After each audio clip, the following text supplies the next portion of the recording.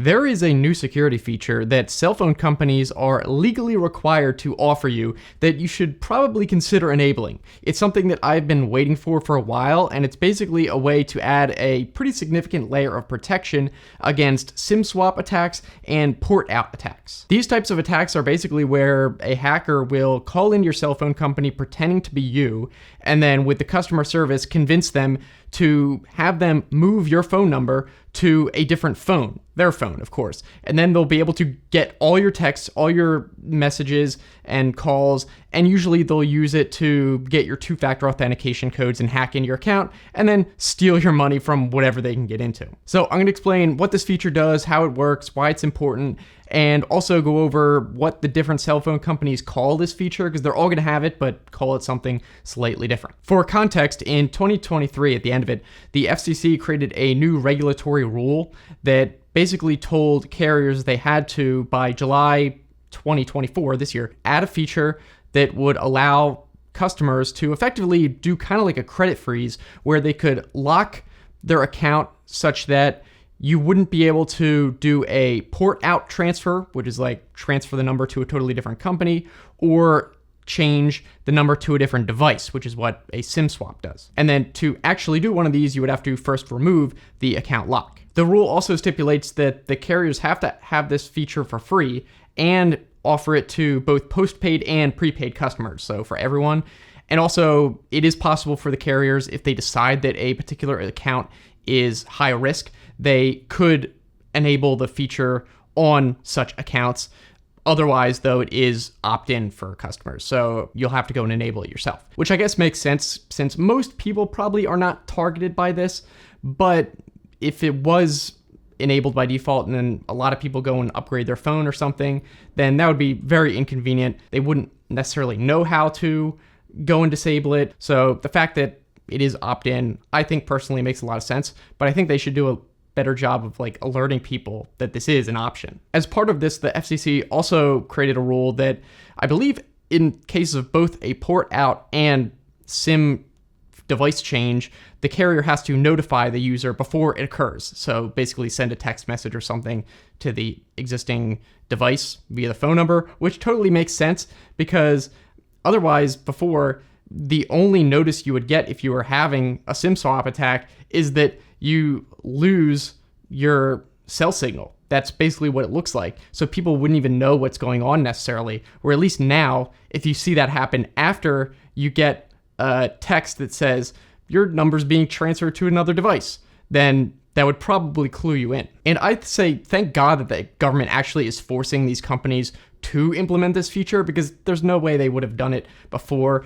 In their ruling, they talked about several arguments that AT&T made about how this would be burdensome for this reason and that. For example, saying that the features should instead be ones that the carriers can choose but are not required to offer. So I think we can assume from the fact that they made that argument that if they were given the option to implement it, they definitely would not choose to do it. Now, real quick, as a side note, one thing I think we all would choose to do away with is all the shopping scams these days, which is where today's sponsor can help, Bitdefender, who is even part of the Global Anti-Scam Alliance. You see, scams are getting harder to spot. For some examples, scammers will often create entire fake online stores with bogus deals like these fake Halloween sales, or they'll even pay to run scam ads to their fake websites.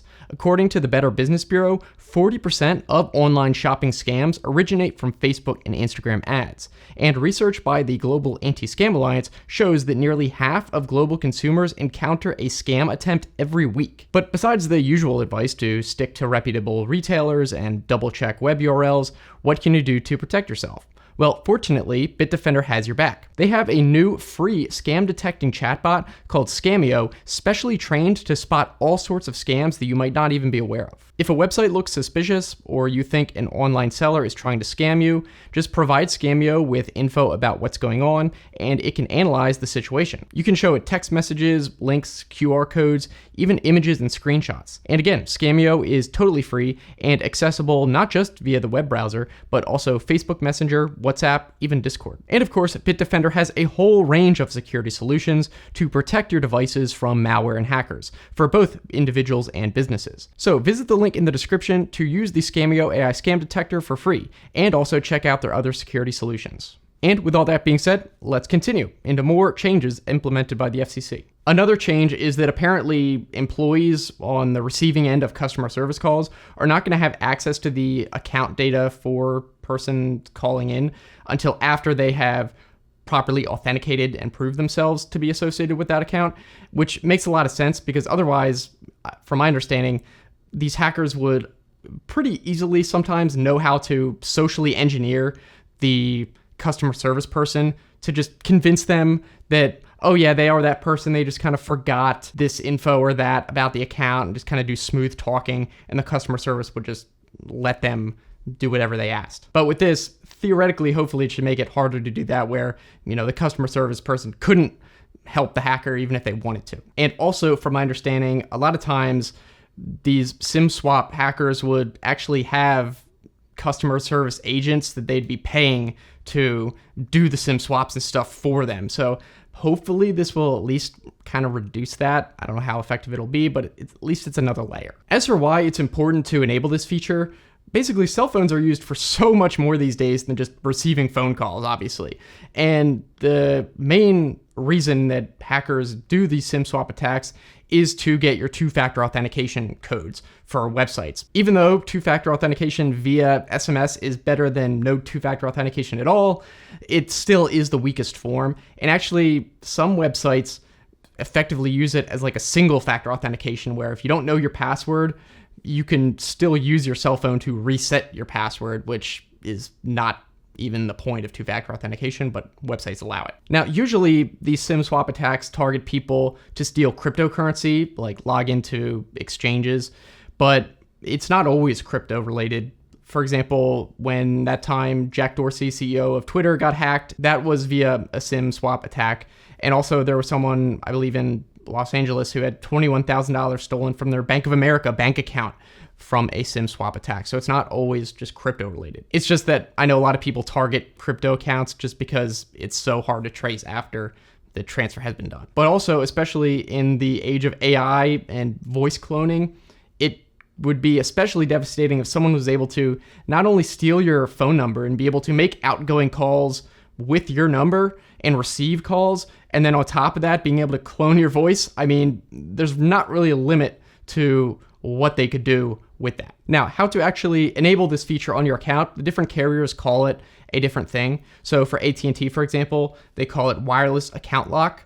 And in this case, you need to actually turn it on and off in the My AT&T app. And apparently the lock is sort of like associated with that device's account. So you can't, I don't believe, do it through the web. It's kind of like an authenticator app where you have to do it within the specific installation on that phone, which I think is good in the sense that it is going to be more secure, because it's not like someone could just steal your password for your web account and log in and turn it off. They would have to like physically steal your actual phone. And if you do lose your phone, I wondered about that. Well, in that case, the customer would actually have to go to an AT&T store with their ID and then prove themselves in person. And for this one, like most of the carriers, it's one setting, prevents SIM swapping and port out attacks. However, for T-Mobile and Verizon, it is apparently two separate toggles. You can do it individually. So the SIM swap one is called SIM protection, and then the port out one is called port out protection. And then this you would just change within your account settings on the web. So just make sure no one steals your account password, make sure that's unique, and you should be good. Verizon, it's the same way. You toggle it on and off within your account settings on the web. And this is called SIM protection, again, for the SIM swap one. And then the port out protection is called number lock. And in the Verizon support documentation, it does specifically say that customer service representatives cannot turn off SIM protection. You would presumably have to do it yourself. Now, this feature is also going to be available if you have one of the subsidiary carriers that use the bigger ones as their network, like Google Fi, for example, which uses T-Mobile as their actual network. They call it number lock, and that's in the settings. Mint Mobile, which uses T-Mobile, also calls it number lock. And then, for example, Cricket Wireless, which uses AT&T, calls it account lock. Now, for a couple of the other big carriers like Boost Mobile and US Cellular, I could not actually find any mention of this feature. So I assume they have it since it is like a FCC regulation, but you might have to like call customer service and ask what this is called, or more likely is just in your account settings somewhere, but I couldn't find really any mention of it in the public facing documentation. So I would personally recommend that most people enable this feature on your account. If your carrier splits it up into two features, I would at the very least enable the port out protection one, because who does that very often? Almost never. You're going to transfer your number to a different company completely. So that one is a no-brainer. And then for the most part, you don't really upgrade your phone very often either. So that one is a good one to enable. Really, the only case where you might have some reservations about it is the AT&T one, where it's tied to that phone app. And if you thought you might lose your phone, then it would just be the extra step of going to the AT&T store to disable it. But again, if you lose your phone, you're probably gonna have to drive somewhere to buy a new one anyway. I would be curious to know if you guys are going to enable this feature or not. I personally enabled it as soon as I found out about it, and I would have enabled it a long time ago if it had been available too. And that's even considering that for most of my important accounts, I don't even have SMS two-factor authentication enabled. It's all hardware tokens and stuff. So if someone did SIM swap me, then it wouldn't be very useful. But still, nonetheless, it's an extra security feature. You know me, I love all the security features. So we can talk about that all down in the comments. Let me know. Thanks again to Bitdefender for sponsoring. Be sure to check out their free Scamio AI scam detector chatbot and other security solutions by visiting the link in the description. If you want to keep watching, next up I'd recommend a video where I talked about that error message you may have seen in Windows, where it talks about a problem with this USB drive when you plug it in. What does that actually mean? I go over exactly what it means behind the scenes and everything in that video, and it's pretty simple actually. So I'll put that link right there and click on. Thanks so much for watching, and I'll see you in the next one.